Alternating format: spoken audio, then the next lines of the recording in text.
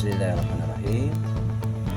Alhamdulillahirrahmanirrahim. Wassalatu wassalamu ala asrofil anbiya'i wal mursalin wa ala alihi wa sahbihi ajma'in. Perkenalkan, saya Ajat Sudrajat, mahasiswa Sekolah Tinggi Agama Islam Darut Tauhid Bandung, akan menyajikan materi tentang sistem hukum Indonesia. Baik, kita akan mulai apa itu sistem hukum Indonesia. Sistem hukum Indonesia bukanlah suatu entitas statis, sebaliknya ia merupakan hasil dari perjalanan panjang sejarah yang melibatkan pengaruh berbagai budaya, sistem hukum kolonial, serta semangat untuk menciptakan suatu sistem yang mencerminkan nilai-nilai Pancasila. Untuk memahami esensi sistem hukum ini, penulis akan melakukan tinjauan terhadap perkembangan sejarahnya, dimulai dari masa prakemerdekaan hingga era reformasi. Baik, kita ikuti pembahasan selanjutnya tentang sistem hukum Indonesia. Menurut Sri Sumantri I dalam Kamus Umum Bahasa Indonesia, sistem mempunyai 3 macam arti.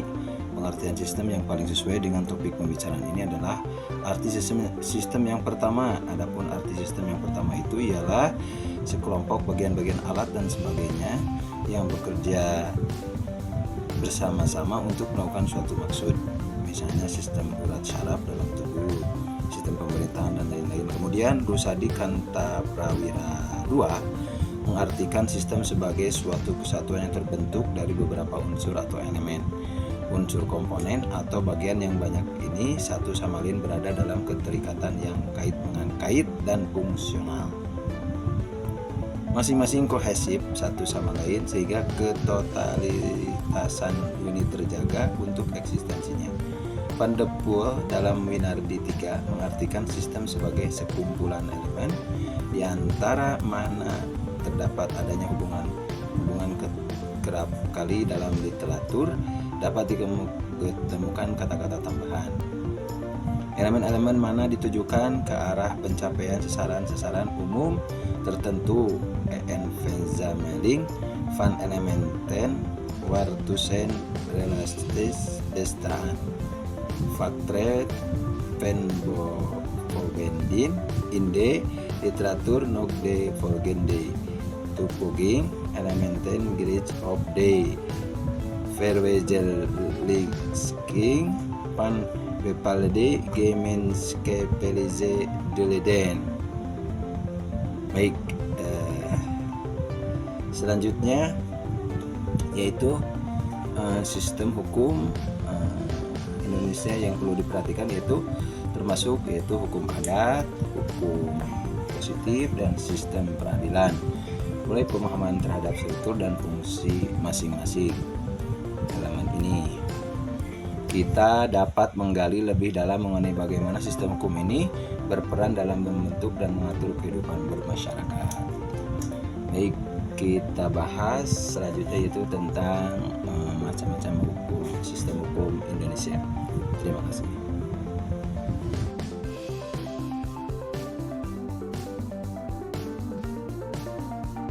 Dan kemudian kita akan membahas yang selanjutnya yaitu tentang sistem hukum Indonesia apa saja.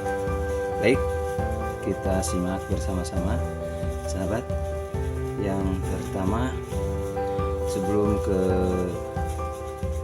sistem hukum bagian-bagiannya, sistem hukum Indonesia mencakup beberapa elemen kunci yang secara bersama-sama membentuk kerangka kerja hukum negara ini.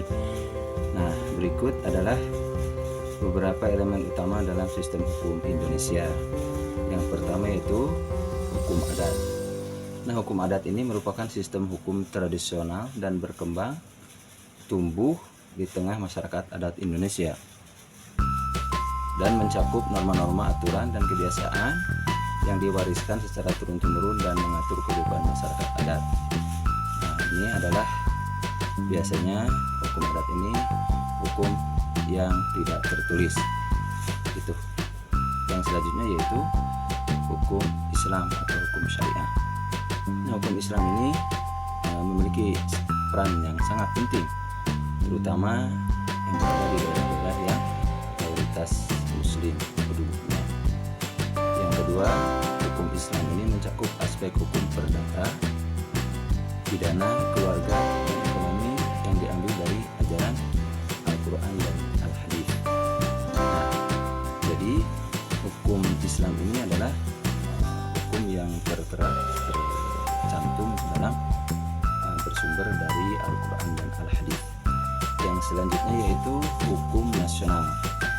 Nah, hukum nasional ini merupakan hukum yang berlaku secara umum di seluruh wilayah NKRI atau Negara Kesatuan Republik Indonesia, yang melibatkan peraturan perundang-undangan yang dikeluarkan oleh pemerintah, termasuk undang-undang, peraturan pemerintah, dan peraturan daerah.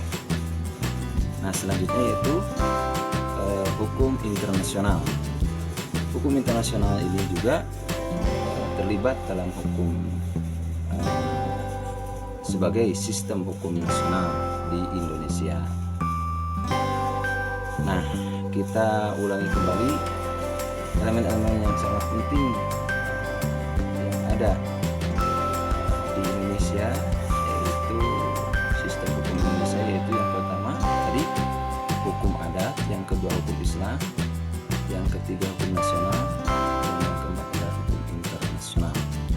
Baik, kita lanjut untuk membandingkan dengan sistem yang tadi dengan negara lain, yaitu contohnya seperti di Malaysia.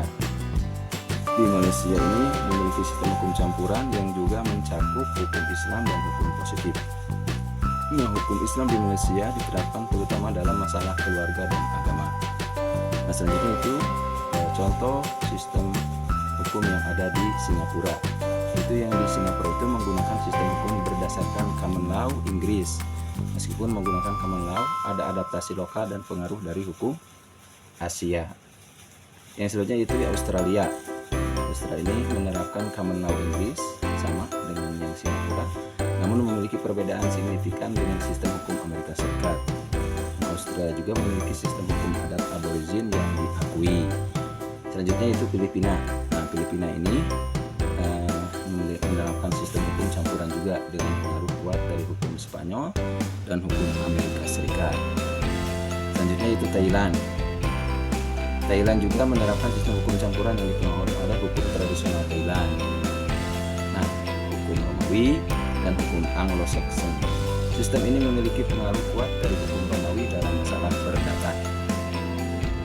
Nah, sekarang tantangan dan kelebihan sistem hukum Indonesia, ya, dari tadi yang disampaikan, kelebihan sistem hukum yang ada di Indonesia, yaitu tantangan sistem hukum Indonesia. Yang pertama, ketidakpastian hukum. Kurangnya kepastian hukum dapat menjadi tantangan terutama dalam interpretasi dan penerapan hukum di lapangan. Yang selanjutnya itu korupsi dan kepatuhan hukum. Tantangan besar adalah korupsi di dalam sistem peradilan dan kepatuhan terhadap hukum oleh lembaga pemerintah. Yang selanjutnya itu lambatnya proses peradilan. Keterlambatan dalam penyelesaian kasus hukum di pengadilan menjadi masalah serius yang dapat merugikan para pihak yang terlibat. Nah, yang selanjutnya ketidaksetaraan akses terhadap hukum. Ada ketidaksetaraan akses terhadap sistem peradilan, terutama di kalangan masyarakat yang lemah yang dapat menciptakan ketidakadilan. Yang selanjutnya perubahan sosial dan teknologi. Perubahan sosial dan teknologi yang cepat bisa menghadirkan tantangan baru dalam menghadapi dan memodernisasikan sistem hukum. Yang selanjutnya heterogenitas hukum. Yang terakhir yaitu heterogenitas hukum di Indonesia dengan adanya hukum adat, hukum Islam, dan hukum positif dapat memberikan harmonisasi dan konsistensi dalam penerapan hukum. Ya, nah ini kelebihan sistem hukum Indonesia: keanekaragaman budaya dan hukum, Pancasila sebagai fondasi, hukum adat dan hukum Islam, peran aktif masyarakat sipil, kemajuan reformasi hukum, potensi harmonisasi hukum. Itulah